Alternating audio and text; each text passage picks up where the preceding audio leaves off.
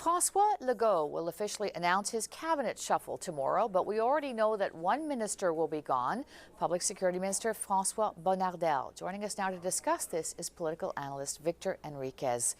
So, Victor, Francois Bonnardel announced it himself on his X account today. He said he was extremely disappointed but will fulfill his mandate. Is there any doubt that this was over CAQ? Of course, it's pretty sure that it has some influence, Caroline, but I think that Mr. Legault has decided to get rid of the minister that he wasn't sure were going to be candidate in 2026. And it seems like Francois Bonnardel was not very clear on that matter.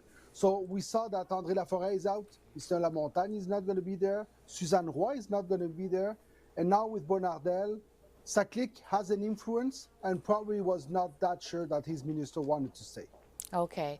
And we've just heard news about Geneviève Guilbeault as well, that she will stay on but be moved.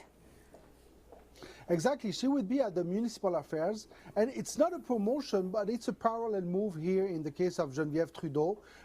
People were asking themselves whether she was going to pay the price for the CAQ scandal. It seems like Francois Legault keep his trust in Geneviève Guilbeault, and she will have a very interesting position. It's going to be interesting to see how she's going to manage with the municipalities, because we saw in the last mandate at transportation that she had a few issues about transportation agencies, for example, with a few mayors.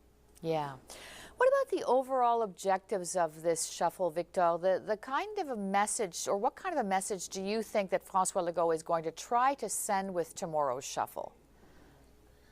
There are two messages Francois Legault needs to send to do tomorrow. The first one is to regain credibility, because we have seen in the last weeks with the CAQ scandal, but at the same time with the Northvolt file, for example, that people has lost confidence in the fact that the CAQ was the good or the best party to govern Quebec. He lost trust in terms of management, he lost trust in terms of economic development. He has to regain that trust. The second message is to be able to give new faces to his government, to try to renew his message, because Mr. Legault has been there for 7 years. It's a long run for any party, and after a second mandate, you have to renew yourself. Mark Carney showed that you can renew yourself from the inside. Minister Legault is going to try to do it without changing himself his position. The latest polls, though, by QC 125 show that the CAQ could be wiped off the map next year, and Legault himself is still very unpopular as a leader. He has also said the buck stops with him. Do you think there'll be increased pressure on him to hand over the party to another leader between now and next year? And if so, when does he have to do that?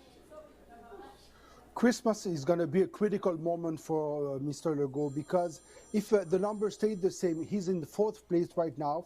If the numbers stay the same in December, he's going to have to think about his future. Right now, he has the privilege to choose, because most of the CAQ MNAs, they owe Mr. Legault their position. Mr. Legault was so popular in 2022 that he gained 90 seats at the time, but things change pretty fast in politics. And if at Christmas it's still in the very bad position that he is right now, he's going to have to think about his future, and the pressure is going to be very high on him. All right, the next months will be very interesting to watch then. Thank you so much for this, Victor. Thank you, Caroline. Have a good evening.